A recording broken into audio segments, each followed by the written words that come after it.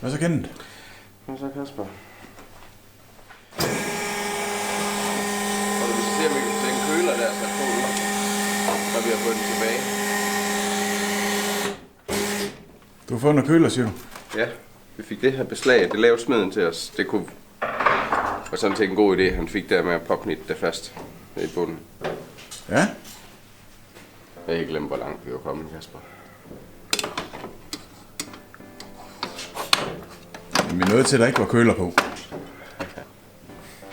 Jamen, jeg kunne faktisk ikke huske, at vi havde lavet det beslag der. Det havde jeg glemt. Jamen, det er jo frygtelig længe siden, vi har skruet. Ja, tiden den gik lige pludselig der i sidste uge, men det var fordi, jeg var lidt sportssyg. Nå jo, så var der nogen, der var i Italien. Og... Nej, det var der ugen før. Det der, det lavede vi før i Totakken. Gjorde det? Ja. Nå, jamen, det var fordi, det var meningen, vi skulle have filmet i sidste uge, men det kunne vi jo ikke. Nej, fordi chefmekanikeren, han var syg. Ja, han var på arbejde, men han lød ikke særlig godt. Han var for syg til at filme det. Lad os sige så. Så det er blevet en mærkelig film. Så skal vi jo have lavet... vi kommer godt nok også til at skære lidt i de der inderskjold nu. Vi må nok hellere skære i de gamle først, og så skære i de nye bagefter. Tror du ikke, det er en god idé? Det tror jeg, det er sjovt. Vi skal have lavet det der beslag nedenunder. Hvor er det, du tænker, der skal være et beslag? Vi skal have lavet til de øjer her, der skal vi lige have lavet et beslag nede under køleren, der skal ind på stillet. Ja, okay, dem vi filmede før der. Ja, så vi lige får det til at sidde ordentligt. Ja. Men det kunne godt være, at vi skulle se, Kasper, om du ikke kan finde sådan to af de der gummidutter der til noget 6 mm gevind. I hente sådan 2 mere til os, så kan vi sætte dem på nede i bunden. Ja. Kan du ikke gøre det? Det kan jeg. Fedt. Ja, det er det. Kasper, lad være. Du har tydeligt forklaret mig, hvad du mener. Om hvad? Du er en ener. Kan du se? Nu er der en ener. Så siger han, så siger han op på reolen, kan du se den cykel? Ja, den ene. Ja, det er ligesom dig, siger han så. Tak. Du er en ener. Det var egentlig et kompliment. Eller ment som et kompliment. Ja, det så ikke blev opfattet. Så bliver det ikke taget sådan. Det er jo ikke min skyld. Nå, tak. Nå, Ken, så fik du lige beslag der. Ja, den var du Så er så. selvfølgelig lige et lille billede af dem nede i hjørnet. Som så vanligt.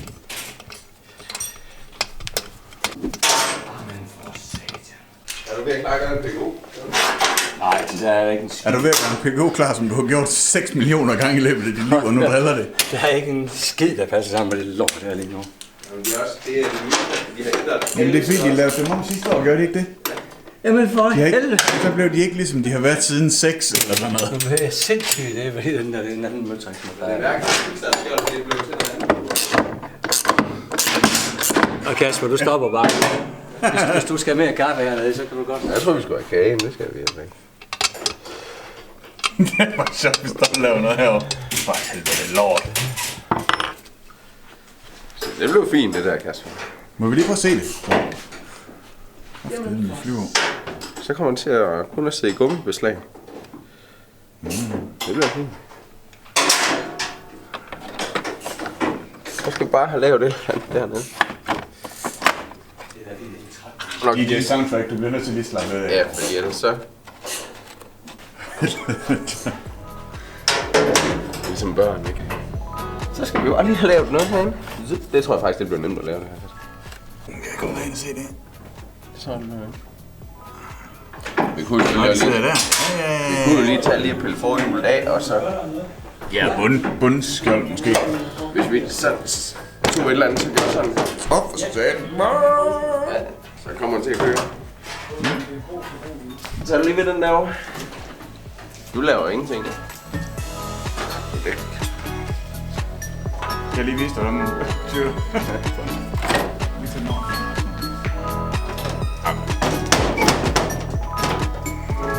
Er der mere? Nej, fordi vi nok lige sætte noget under bremsen. Måske vi lige skal skrue den af.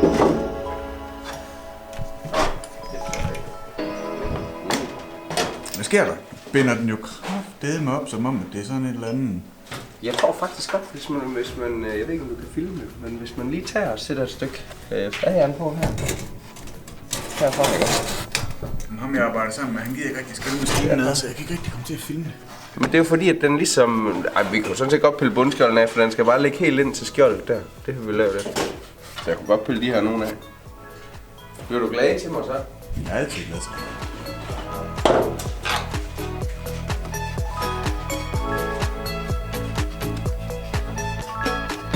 Har du tænkt dig, hvad for en farvestil skal du? Altså nu har vi snakket noget om at køre nogle grå nuancer i skjoldet. Skjoldtæppet. Så jeg tænker, at vi laver sådan en 2-farvet setup i år. 3-farvet. Med noget sort og noget skrig. Hvad fanden foregår der? Hvad er det? Det ved jeg ikke, Henrik. Der er fået for meget kaffe igen eller et eller andet, jeg ved det.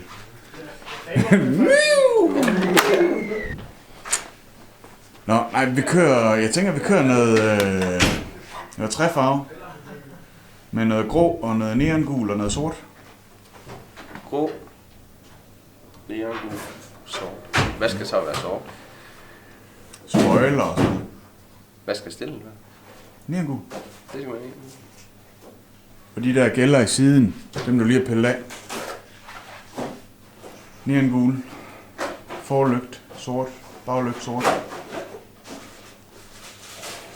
Ja, den skal ikke have LED-bånd på, skal den? Nej, den skal da ikke. Den skal da Bare være være rent. Ja. Den der kunne se lidt fed ud, når den stod inde i butikken. Og så må vi lave noget, der lyser ind på den. Lave en eller anden stand på den. For eksempel sådan en... Bruge en masse krudt på at lave sådan en plade med noget knust glas i. Ja, den har vi jo smidt ud nu. Smider vi den ud? Ja, den er røget ud. Hold op. Vi lavede jo den til Dragston.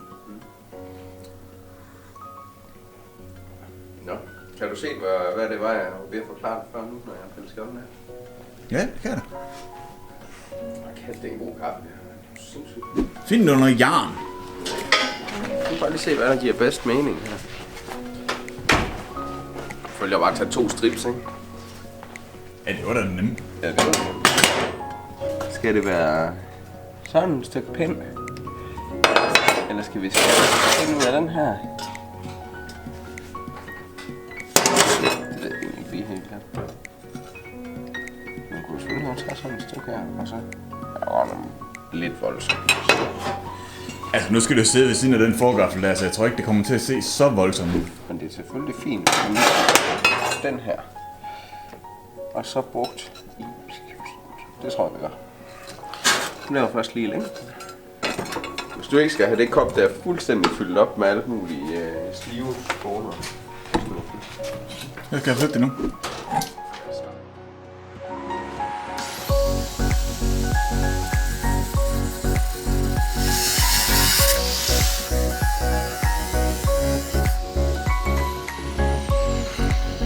Ikke du skal tænke så meget på, hvad der ser dumt ud, kan det jo, der kommer skjolde op omkring. Ja, hvad skal der? Der kommer der skjolde op omkring og skjuler det hele. Jeg er lige Det var det, du mærkede op der. Det var bare lige, hvor stillet var, fordi jeg skal lige have skåret lidt af det her væk. Det skal lige være et lille hak. Ja. Ja.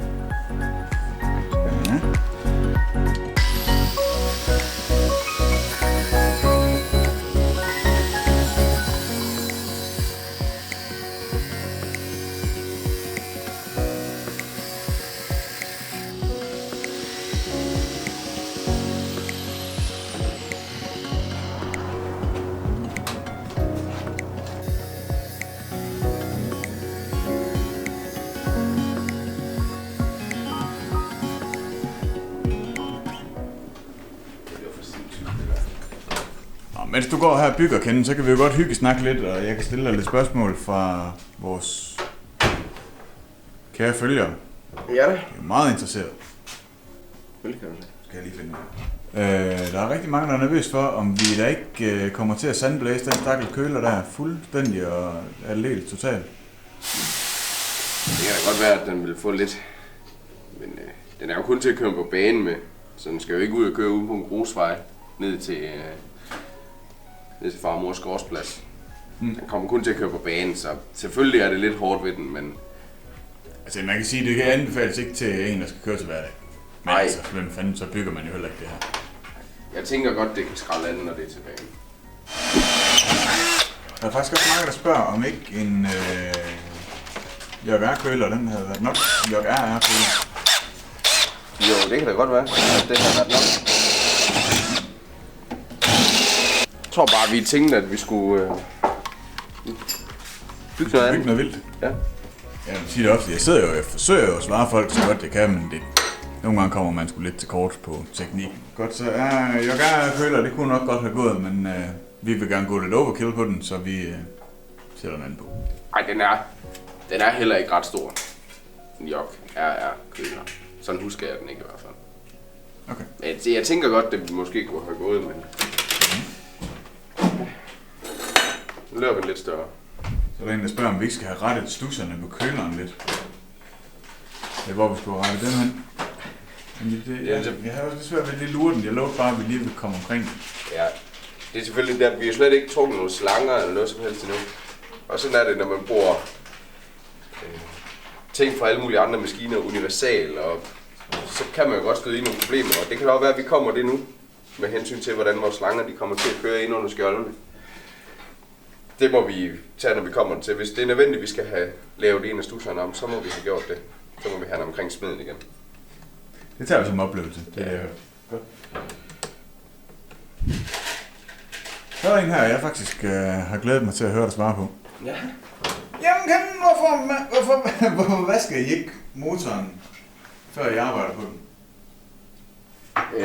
Planen er selvfølgelig også lidt, at vi skal selvfølgelig have fræst blokken, og det er sådan, at vi kan få det kit til at passe på, vi skal have monteret. Og så tænker jeg, at når vi er færdige med at fræse og gøre ved, så skal vi have den sendt ud og have den renset helt af, og så skal vi have blokken malet. Så ja, jeg tænker, det er svar nok på det. Ja.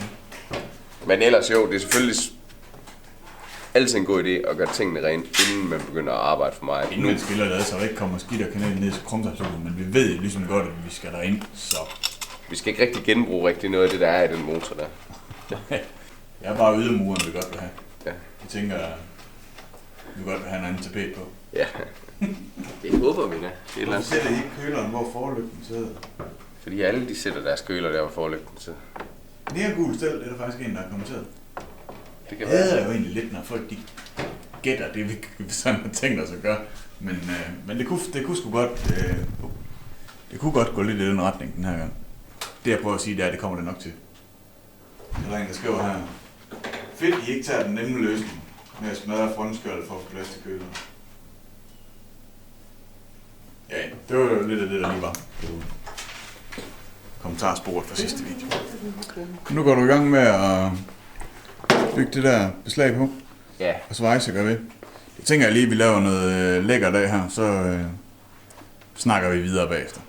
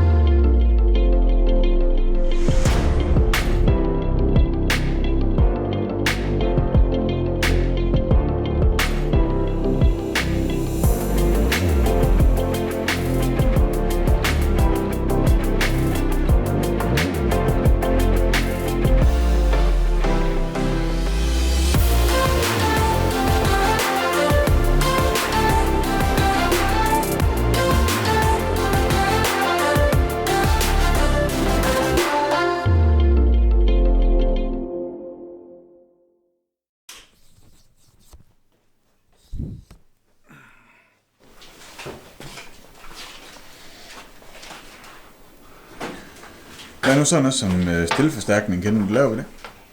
Vi sagtens gør. Så skal vi bare snart gøre det jo.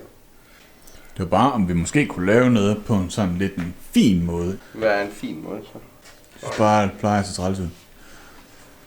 Om man måske kunne nøjes med at lave noget, der gik hernede, eller... Jeg ved det. Det kunne man da godt. Den må selvfølgelig være mere stabil, hvis den sad heroppe, men man kunne nok godt lave bare en lille en. Jeg ved ikke, om det er for meget, der går ud af det. Det Altså, det er helt sikkert... Ja. I vores tilfælde kan det jo være ligegyldigt, fordi vi kommer nærmest ikke til at køre på den. Men hvis det er for at bygge en rigtig racer... Prøv lige at se, om du kan finde billeder af den, de har. Okay. Googler man Polini og gas, så er det Velus, der kommer fra. Der kan du se. Og så er der sådan ligesom et carbon-sejl her. Det er også 2 stænger, der er lavet på den her. Ja, og så er den lavet ligesom sådan en stige, der Det er lavet, så den kan skrues af. Det kunne vi også gøre. Nu fik jeg sat griller i hovedet, der kendte. Skal vi så lave den, så den minder lidt om den? Hvor det er sådan 2 stænger, så kunne man ligesom sætte, og så kunne man bolde ind i den. Det kunne man gøre. Jeg synes bare, vi skal lave det på en fed måde. Det ved jeg også, du gør. Det er jo ikke det.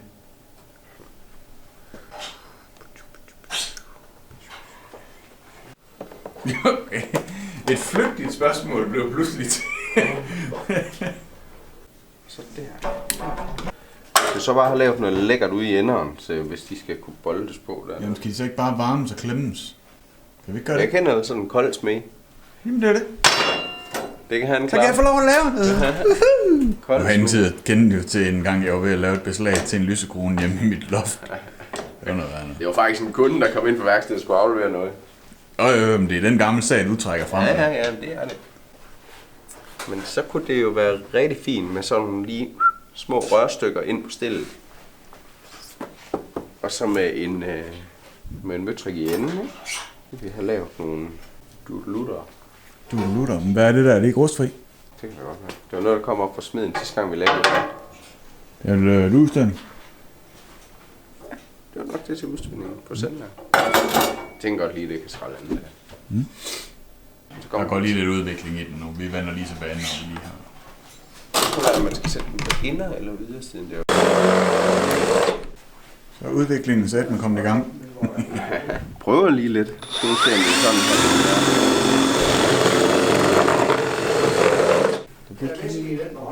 Jeg tror altså helst, jeg vil have dem på indersiden hernede. Spekulerer lidt mere over det andet, jo. Ja, det du siger, det er, at vi sætter køler på, og så kan du lige gå og tænke lidt over, hvad fanden vi lige gør med det stilforstærkerne. Ja, hvordan vi lige driver det her, for det bliver lavet. Sådan nogenlunde.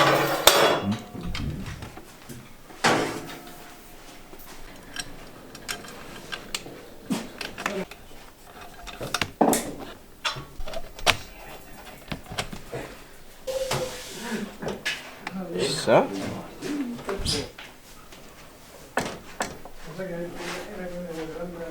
Jeg tænker da godt, vi kan være bekendt. Ja, jeg tror jeg godt lige, det kan skralde andet for det. Nå, Kenneth. Skulle vi prøve at kigge lidt på det der skivebremseværk, og hvordan vi lige får det til at sidde? Jo. Ja. Jamen, jeg begynder at finde noget frem. Skal vi ikke have en større skive på end det der? Så er det til at... Okay. Det kan godt være til. Så skulle vi tage, hvor stor er den der? 220. Altså, vi har med også på 250. Som vi ikke har. Nu henter vi.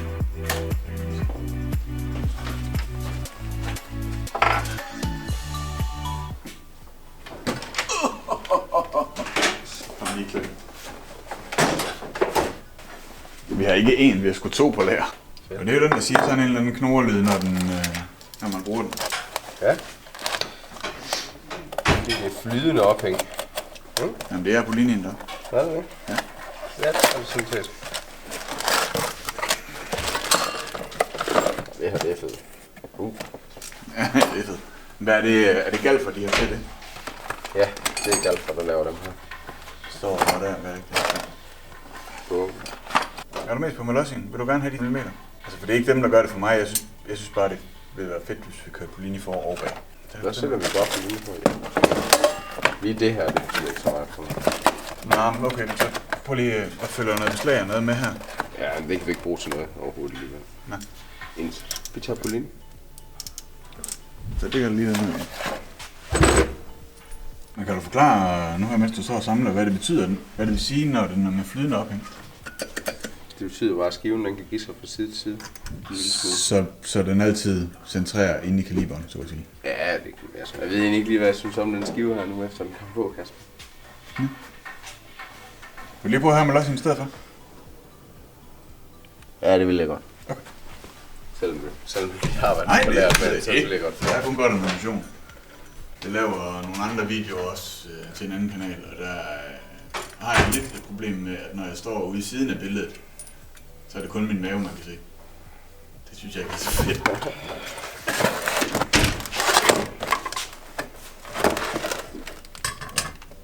Ej, det er meget med mig, det her, det kan jeg. Men nu, når man skal bruge den her, skal man garanteret have bremseskiven løsnet hver gang, man skal have bremsekliberen på. Altså, jeg kender også en, han er utrolig begejstret for at pille ting af og pille på. Der var blandt andet noget med en forgaffel. Han godt kunne have svejst, mens den sad bestillet, men det gik ikke. Men det duer så bare ikke med de her bolde her. Så det skulle helst have været nogen, der var undersænket, synes jeg. Kan du ikke prøve at finde nogle... Hvordan ser de originale? De er heller ikke undersænket til den der. Der må være noget andet i det her. Måske en PGO. Hvis alt andet går galt, go PGO. Brup, brup. Den ligger 520,19. 2519. Men når vi snakker om de tal der, så er det jo altså vores lokationssystem her på lageret. Kan vi se 25 1 7 8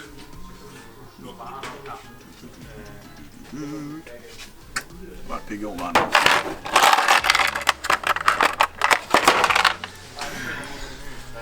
Så har vi lige 3 af dem.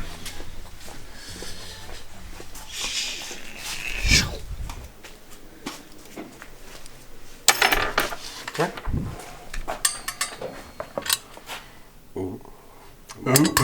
Det var meget ved jeg.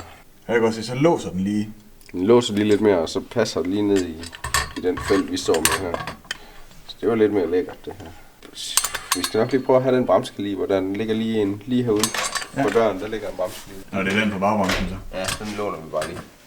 Jeg tror, når man skal have den her på, så er man nødt til at løsne skiven, når den skal være så stor. Ellers kan man ikke. Men det skal man hver gang, man skal have den her på, så skal man løsne skiven. Okay, det er fedt, når det er... Bag i der på linjeskiven fed. Foran, der er malosset sig det fedeste. Hvad blev der af frøvelsaksen?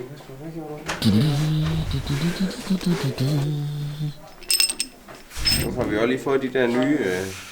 Det var derfor, jeg godt vil have, at vi gjorde det her nu. Det var, Okay, du kan hjælpe mig lidt, men jeg skubber den der i.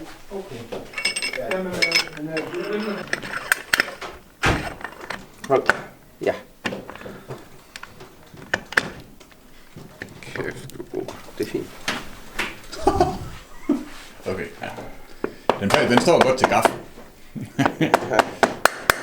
Jeg synes godt nok, der er lidt langt derinde. Det er lige meget, det betyder ikke noget. Du skal bare lige lave et beslag her.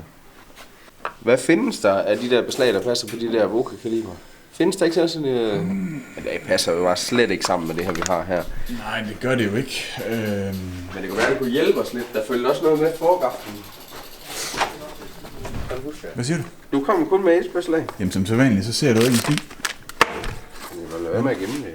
Nej, det her det er jo håbløst, Kasper. Det passer ingen steder. Det vidste vi nok også godt. Ja, det vidste vi jo godt. Kan den ikke bare sidde i en bold, sådan en kammer? Jo, man kan sige, fordi så når man bremser, hvis du nu sætter den i dernede, så når den bremser, så lægger den jo bare til deroppe, ikke? Fordi den vil jo blive hævet den vej rundt, så må du være med at bremse, når man kører baglæns. Så det kan man i hvert fald have armeret bremseslange i, så den kan holde til at blive rykket lidt i. Jeg tror, det er ulækkert at bremse. Når den så sætter sig fast, så kommer man til gengæld af. Ja, det er godt. Det er helt godt. Det er helt godt. Ja, vi skal have bygget det for bunden.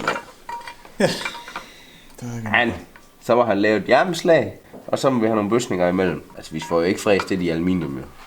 Ej, der er det nok lidt for niche, det vi laver, til at man sådan kan masseproducere det. Ja, det bliver nok lige voldsomt nok. Tror du det? Ja, det tror jeg, det bliver for voldsomt. Det skal vi have sat gang i. Ja. Det kan være, at jeg lige skal ringe til ham. Jeg gør lige det. Det er Lars fra Trafikkompagniet. Ja, I har haft rigtigt. Ja, det er fordi, vi har lidt tekniske problemer. Vi ses. Yes, det er. Ja, hej. Ja, hej. Hvad fandt I ud af?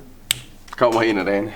Ja. Vi skal lige have smeden til at lave de beslag til vores stilforstærker. Der skal vi have lavet nogle beslag, vi kan svejse på stillet. Det får vi lige ham til at i noget rør, noget massiv, og så får vi ham lige til at dreje noget gevind, 8 mm gevind ind i, og så svejser vi dem på stillet.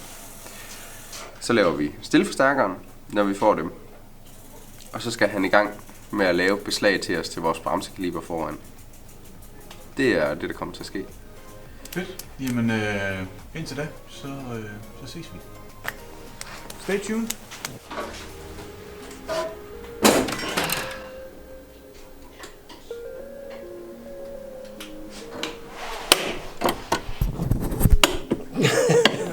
Hvad fanden gør du? Motherfucker.